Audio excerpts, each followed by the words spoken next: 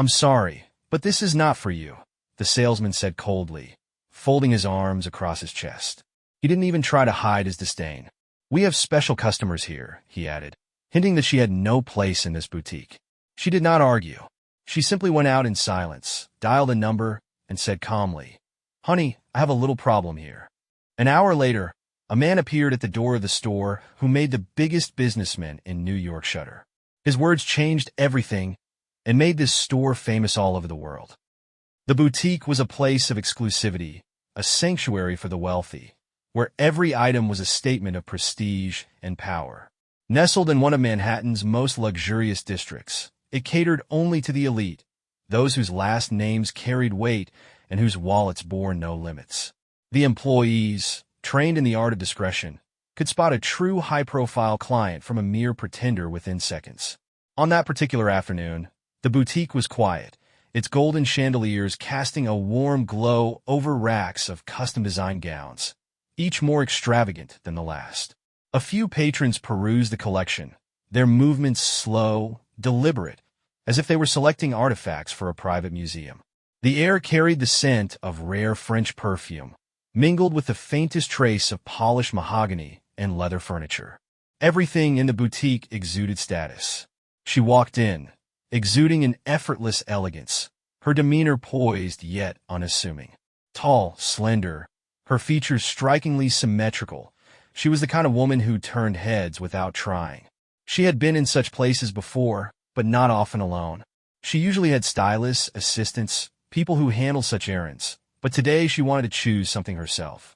A gown. Something different. The moment she stepped inside, the boutique's employees took notice. A woman of beauty, certainly, but there was an air of skepticism in their appraisal. She did not enter with the overconfidence of someone who was accustomed to being catered to. She walked quietly, without demanding attention. To some of them, that was a sign that she was not their typical client. She moved through the aisles, running her fingers lightly along the fabrics, feeling the silk, the delicate embroidery. She paused in front of a particular gown. A stunning piece, deep emerald in color, its craftsmanship impeccable. The kind of dress that wasn't just worn but possessed. A gown that required a woman with presence. A sales associate, tall and slim, with a clipped professionalism, observed from behind the counter. He had been in this business long enough to recognize real buyers from mere admirers. He approached, a practiced smile on his lips. "Excuse me, madam," his voice was polite but firm, "but that particular gown is from our exclusive collection. It's custom-made and available only to select clients." She turned to him, her expression neutral. She had encountered such attitudes before. Thinly veiled condescension, hidden beneath the guise of customer service. She said nothing, merely continued admiring the gown, as if his words did not warrant a response. The sales associate, sensing what he believed was hesitancy, decided to press further. "These designs are bespoke. Our clients are carefully curated to maintain exclusivity," he continued, measuring her reaction. She raised an eyebrow slightly, but still, she remained silent. The moment stretched between them, thick with quiet tension. Another woman, older, with diamond bracelets clinking on her wrists, walked in, her perfume thick with wealth. The sales associate's demeanor changed instantly. He greeted her with warmth, ushering her toward another section of the boutique. The message was clear. She was not welcome here. She exhaled slowly, placing the gown back on the rack with deliberate care. She had seen such behaviors before, subtle but sharp, the kind that reminded you of invisible lines drawn between the privileged and those deemed outsiders. She was no stranger to scrutiny, but this was a different level of dismissal. Without another word, she turned and walked out. Outside, the crisp Manhattan air filled her lungs as she pulled out her phone. She dialed a familiar number, the one person who would not need an explanation. "Darling," she said simply, "I have a small problem." The response was immediate, decisive. "Where are you?" She gave the address, and that was all that needed to be said. Less than an hour later, the boutique's atmosphere shifted. The quiet hum of whispered conversations was interrupted by the unmistakable arrival of power. A black limousine, polished to perfection, pulled up to the entrance, its presence an unspoken announcement. The driver stepped out first, moving with the precision of someone accustomed to operating in the presence of importance. The boutique's employees, sensing something unusual, exchanged uncertain glances. Then, the door opened, and he stepped out. The presence of a man like him was not just seen, it was felt. He carried an energy that dominated the space, a confidence that needed no introduction. Dressed impeccably, his expression unreadable, he entered the boutique, his eyes scanning the room with quiet calculation. The sales associate, who had moments ago dismissed his wife, felt the weight of his mistake before words were even spoken. The moment was thick with tension, anticipation pressing against the walls of the boutique. The employees straightened, their practiced professionalism faltering under the gaze of a man who was not used to being told no. He walked past the racks, past the stunned customers, until he reached the counter where the sales associate stood, frozen in place. There was no need for theatrics. His presence alone was enough to shift the power dynamic entirely. "Tell me," he said finally, his voice calm but edged with something unspoken. "Is this how you treat your customers?" The sales associate's throat tightened. He struggled for words, but none came. He continued, his gaze unwavering. "A business is only as strong as the people who represent it. And if you don't know how to recognize the value of a client, you shouldn't be working here." The weight of the words settled like stone. Silence filled the room, thick and suffocating. Then came the final blow. "I'll take this store," he said, his tone leaving no room for negotiation. "As of today, it's mine." The realization hit like a freight train. A single misjudgment had cost the employee everything. The other workers, previously standing in the background, now looked at him with a mix of shock and something else, perhaps relief. The power shift was complete. And just like that, the boutique had a new owner. One who understood the true meaning of worth. The newly acquired boutique now stood under new ownership, yet the air inside still carried the remnants of its previous hierarchy. One built on exclusivity and quiet discrimination. The transformation would take time, but the first step had already been taken. The power had shifted, and the realization of that fact left employees and patrons alike on edge. As the former sales associate gathered his things, the weight of his mistake pressing heavily on his chest, he barely made eye contact with the new owner. The man who had dismissed a customer based on mere assumption was now being dismissed himself. A single misstep had cost him not just a job, but his dignity. He moved toward the door under the watchful gaze of onlookers, his previous air of superiority now diminished to nothing more than regret. From her place by the window, she observed quietly. She had seen many such shifts in power throughout her life, but this one felt different. It wasn't just a reaction to an offense. It was a statement, a declaration that perception and privilege would no longer be the defining factors in this boutique. The other employees, unsure of their standing, awaited further instructions. Some feared they too would be dismissed, while others saw opportunity in aligning themselves with the new leadership. He turned to them, his voice calm yet firm. "This store is under new management," he announced. "And under this management, respect will be the foundation of how we operate." A few nods, some shifting feet, but no one spoke. They understood the underlying meaning. They were being watched, evaluated. Change was coming, and they would either adapt or be replaced. As the day progressed, the boutique's transformation began. The previous owner, who had operated under the belief that exclusivity meant coldness, was out of the picture, his name removed from the legal documents before he even had time to process what had happened. The transition was swift, like a silent storm that uprooted the foundations of the establishment without leaving visible wreckage. The following morning, the boutique's doors opened again. This time, there was no air of forced grandeur, no whispered judgments among employees about whether a customer belonged. Instead, a new kind of energy filled the space, one of curiosity, of uncertainty about what lay ahead. She entered the store once more, this time not as an outsider being judged, but as someone who had directly influenced its new beginning. The same gown she had admired the day before still hung on its display, untouched, as if waiting for her. The new owner watched her as she approached the fabric once again. He had seen her strength in silence, the way she had not argued or demanded respect, but had allowed the situation to resolve itself in the most unexpected way. Now, She stood before the dress she had initially been denied, her fingers tracing the delicate embroidery. "Try it on," he said simply. She did, and as she stood before the mirror, draped in the very gown she had been deemed unworthy of, she felt a sense of quiet triumph. Not because of the price, not because of the label, but because she had changed the meaning of what it meant to belong in that place. But the transformation was far from complete. This was just the beginning. The store had been purchased, but its reputation had yet to be rebuilt. And as the first real customers began to trickle in, some already whispering about the shift in ownership, it became clear that not everyone welcomed change. There were those who thrived in exclusivity, who enjoyed the invisible barriers that had kept certain people out while making others feel superior. They arrived expecting the same treatment they had always received, only to find that the rules had changed. One such patron, a woman draped in fur, accustomed to personal attention and special privileges, was the first to openly voice her displeasure. She had heard about the new ownership but hadn't believed that the boutique's core values would shift so drastically.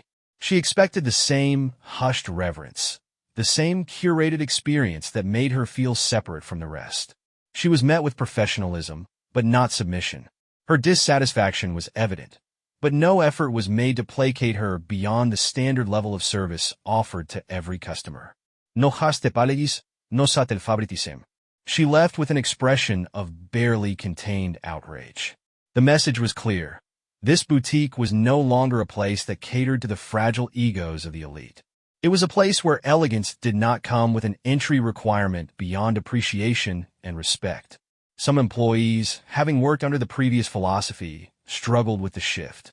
They had been trained to distinguish between real customers and those who did not fit the image of luxury. Now, they had to unlearn their old ways and adapt. Some would thrive under the new management, others would resist, and in time, they too would be replaced. Change, however, is never without resistance. The boutique's former owner, upon hearing how drastically the store's atmosphere had evolved, was less than pleased. He had sold the business, yes, but he had not expected it to be stripped of its exclusivity so quickly. Calls were made, whispers spread in the social circles that once upheld the store's elite status. There were those who believed the new approach would ruin everything. Yet, for every former patron who scoffed at the shift, there were new customers who stepped inside for the first time, drawn by curiosity, by the possibility of experiencing luxury without judgment. The transformation was slow, but it was happening. And in the midst of it all, she watched. She had no intention of interfering beyond what had already been done. She did not need to. The new owner knew exactly what he was doing. And as the days passed, the boutique that had once prided itself on exclusivity now found strength in something far greater. Accessibility without compromise on quality, respect without favoritism, and an elegance that extended beyond wealth. The mistake of one employee had set all of this into motion. And now, the ripples of that single decision were reshaping everything. This was only the beginning. The boutique had undergone a visible transformation, but the true test was yet to come. While changes in ownership and management were one thing, reshaping perception, especially in the world of high-end fashion, was another challenge entirely. The boutique had been a fortress of exclusivity, a place where status was as much a requirement as money. That had now changed, and not everyone was pleased with the shift. Word spread quickly among the elite circles that the boutique was under new ownership, but opinions were divided.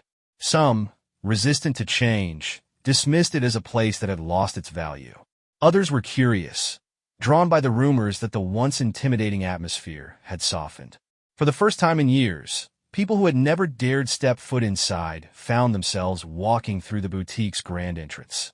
No hushed whispers questioning their worth. No measuring stares from staff trained to assess their potential spending power before offering assistance. It was unsettling for some, refreshing for others.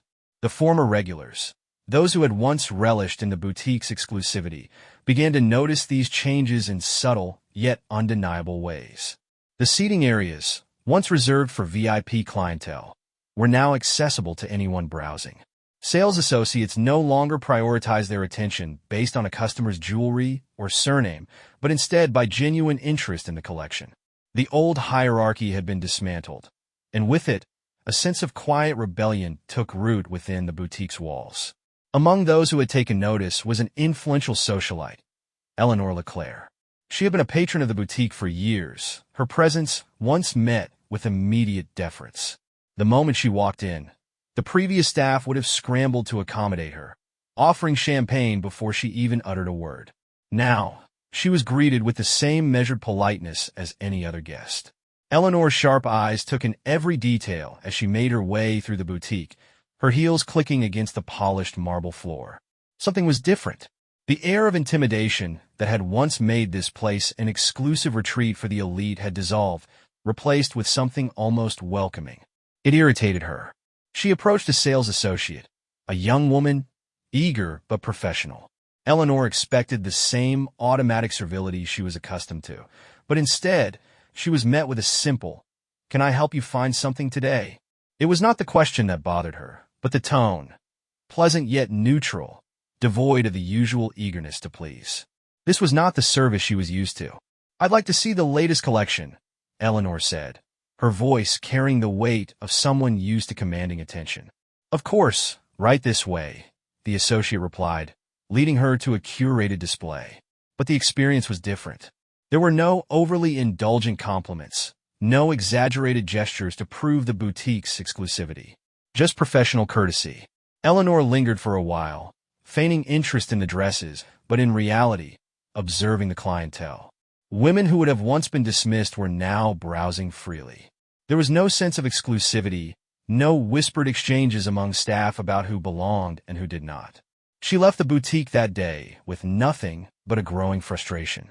The power dynamics had shifted, and she did not like it. But the boutique thrived. As weeks passed, sales did not decline as some had predicted. In fact, they rose. The store's reputation evolved, drawing a new audience, people who had admired it from afar but never felt welcome. Now, they stepped in willingly, knowing they would be treated with the same level of service as anyone else. Of course, not everyone was pleased. The former owner, bitter about what his establishment had become, sought ways to undermine the change. He circulated whispers among his old clientele, attempting to paint the boutique as a place that had lost its prestige. His efforts were not without impact. Some former patrons turned away, choosing to spend their wealth elsewhere. But for every one who left, two more arrived, eager to explore a boutique that no longer felt like an unspoken test of status. The new owner watched this shift with quiet satisfaction. He had anticipated resistance but was unmoved by it. He had built an empire on understanding people, on knowing when to push forward despite opposition. The sales associates who had once thrived under the old system either adapted or left. The new ones, trained under a different philosophy, embodied the boutique's evolving values. They were not there to act as gatekeepers but as guides, ensuring that everyone who entered had the same experience, one of respect, professionalism, and excellence. And then there was her. She visited the boutique again, this time with a sense of curiosity rather than defiance. The gown she had once been denied had long since left the display, but she did not come for it. She came to see the change she had unknowingly set in motion. Walking through the boutique, she noticed the differences immediately. The tension that had once clung to the air was gone. Employees moved with purpose, but not fear. Customers browsed without the pressure of judgment. The boutique had transformed into something more than just a place for luxury. It had become a place where elegance was no longer an exclusive privilege. As she passed by one of the displays, a young woman hesitated beside her, admiring a dress but hesitant to touch it. She recognized that hesitation, the uncertainty of whether she was allowed to belong in such a space. She smiled gently and reached out, brushing her fingers against the fabric first.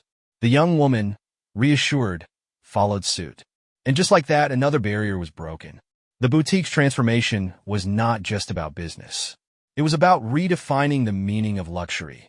And as the city whispered about its evolution, it became clear. What had started as a moment of injustice had led to something far greater. And it was only the beginning. The boutique's transformation was no longer just a quiet shift. It was a movement. What had once been a sanctuary of exclusivity, where judgment was whispered behind polished counters, had become a symbol of something far greater. But with change came resistance. and not everyone was ready to embrace this new era of luxury. Among the skeptics was Eleanor Leclerc. Her dissatisfaction with the boutique's new atmosphere had turned into a subtle campaign against it. She, along with a handful of other longtime patrons, sought to undermine its reputation, whispering in the right social circles that the boutique had lost its prestige. "Anyone can walk in now," she had scoffed at a luncheon.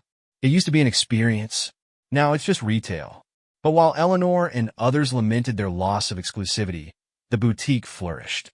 More than ever, people entered, not as trespassers seeking validation, but as customers who wanted beauty without condescension.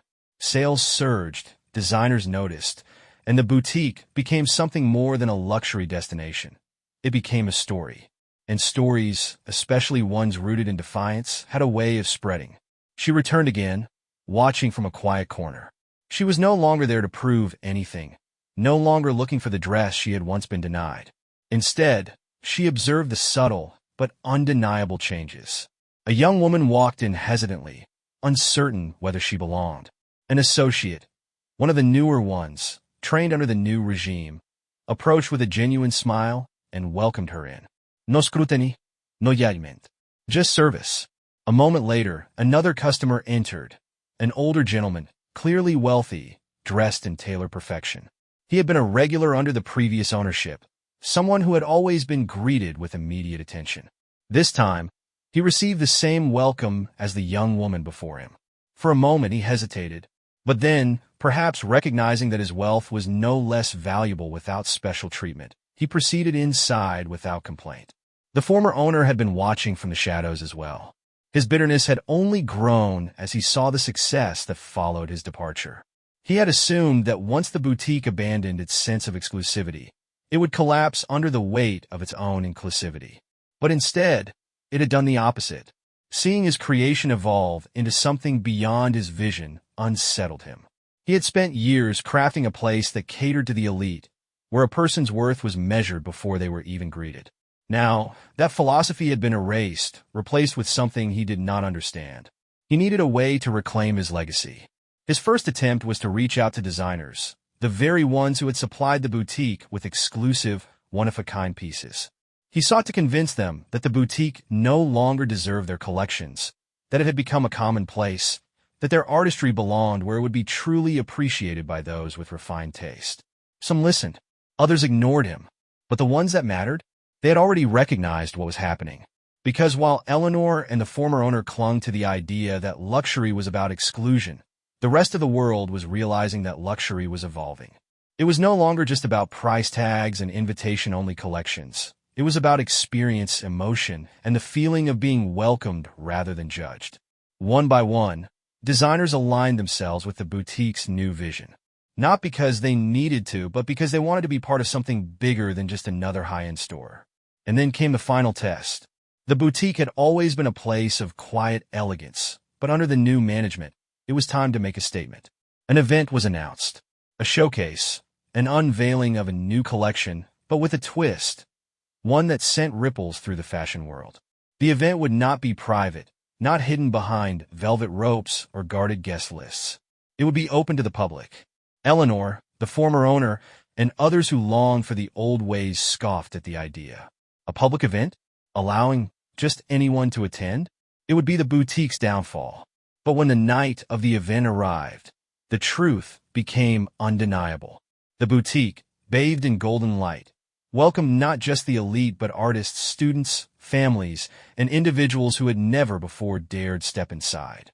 The usual clients were there too, but for the first time, they were not the only ones. And the dresses, elegant, breathtaking, handcrafted works of art, were not behind glass, not restricted to those with exclusive invitations. They were there to be admired by all. Eleanor attended, watching with thinly veiled displeasure as people she never would have associated with high fashion moved effortlessly through the space. And yet, despite her disdain, she couldn't deny it.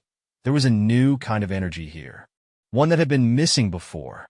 The former owner stood further back, arms crossed, unwilling to admit that what he was witnessing was more than just a phase. His boutique had been transformed, not into a lesser version of itself, but into something far greater. As the night progressed, whispers of the boutique's reinvention turned into articles, into posts shared across the digital world. Photos of the event flooded social media, capturing not just the gowns but the diversity of those who had come to witness them. The boutique had once been a place of exclusivity. Now, it was a place of prestige rooted not in exclusion, but in invitation. And in the midst of it all, she watched with a quiet smile. Not because she had planned this, not because she had demanded change, but because a single act of discrimination had set off a chain reaction that no one had expected. Change had arrived, and it was beautiful. The boutique, once a sanctuary of exclusivity, had transformed into a place where luxury was no longer a privilege reserved for a select few. The shift was undeniable. The grand event had proven that prestige did not have to be synonymous with exclusion, and now, the boutique stood as a testament to change. But change was never without consequence. The backlash was subtle but present. While the event had drawn praise from the press and a new wave of clientele, the whispers of discontent had not disappeared entirely. There were still those who clung to the boutique's former identity, believing that its newfound openness had diluted its worth. The former owner, his pride still bruised, continued to undermine the transition where he could, feeding doubt into the minds of designers and elite clients who had once called the boutique their own private domain. Eleanor Leclerc, a woman whose presence had once commanded immediate attention upon entering, now found herself faced with something unfamiliar: irrelevance. She had built her influence upon the idea that her wealth and connections granted her status, and for the first time, she realized that her voice no longer carried the same weight. She had been one of the boutique's most vocal critics. Yet no matter how many words she wove into whispered conversations, the boutique's success did not wane. She was not the only one watching from the shadows. The former owner, still bitter over his loss, had not given up hope of reclaiming what he believed was rightfully his. If he could not convince the world that the boutique had lost its prestige, then he would have to find another way to bring it back under his control. He began making offers, backroom deals, quiet negotiations. He reached out to investors, seeking a way to buy back what he had so carelessly sold. He appealed to designers, whispering to them that their creations belonged in a space untouched by the masses. But the industry had already taken notice of what the boutique had become, and while some were hesitant, many saw the potential in its evolution. The new owner, ever perceptive, saw the threat before it could fully take shape. He knew that the former owner would not go quietly, and he knew that those who thrived in the old world would do everything they could to drag the boutique back into its past. But he was not a man who backed down easily. The boutique would not be taken from him. Not now, not ever. Instead of playing defense, he went on the offensive. He forged stronger partnerships with designers who shared his vision, ensuring that the boutique remained at the forefront of modern luxury. He expanded the boutique's reach, collaborating with artists and creators who could bring something new to the space. He made sure that every move he made reinforced the boutique's new identity, making it clear that there was no turning back. For a time, the battle remained quiet, fought through subtle power plays and strategic alliances. But then a direct challenge arose. A rival boutique, one funded by those who longed for the return of the old ways, opened just a few blocks away. It promised exclusivity, promising to restore the true meaning of luxury. It was a statement, a direct attempt to siphon away the boutique's original clientele and force it back into irrelevance. But something unexpected happened. The boutique did not crumble under the pressure. Instead, it thrived. The new rival boutique catered only to the elite, but in doing so, it alienated a growing market of luxury consumers who no longer wished to be judged before they even stepped inside. The industry had changed. The world had changed. And those who refused to evolve were left behind. The final blow came in the form of numbers. Sales at the rival boutique stagnated, while the transformed boutique continued to grow. The designers who had hesitated now saw where the future lay, and more of them chose to align themselves with the boutique that embraced modern luxury rather than outdated exclusivity. The former owner, realizing his last chance at regaining control had failed, disappeared from the scene. His name faded, his influence waned, and his presence became nothing more than a footnote in the boutique's history. Eleanor, too, found herself at a crossroads. She could continue fighting a battle she had already lost, or she could accept that the world had changed. Slowly, reluctantly, She began to return, not as the untouchable socialite she had once been, but simply as a customer. And in doing so, she discovered something she had never expected. For the first time, she did not walk into the boutique to be seen. She walked in because she wanted to be there. And that was the greatest transformation of all. The boutique had started as a symbol of privilege, but it had become something far greater. A place where beauty and elegance were not measured by exclusivity, but by the experience they offered. It had proven that luxury was not about keeping people out. It was about inviting them in, and in the end, that was the true definition of prestige.